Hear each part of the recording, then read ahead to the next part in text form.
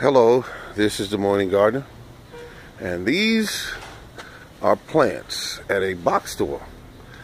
A lot different than the ones I showed you maybe a week or week and a half ago. I'm looking at this, everything from what are these, tomatoes? I should know I grow them.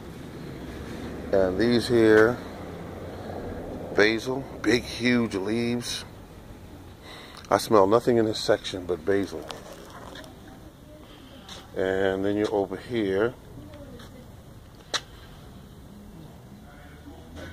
I think this is growing in my yard for me growing seeds a couple of years ago. It just keeps coming back. Let's see what we got here, what that smells like. Okay, basil. And you got thyme and oregano and mint. But look at the condition of the plants. Beautiful, beautiful, healthy plants. Peppers. This is how plants are supposed to look in a nursery. They're supposed to look like this. So, the other store, something is going on there.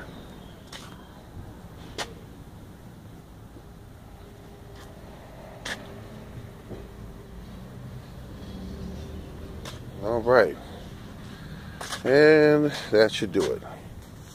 This is the Morning Gardener.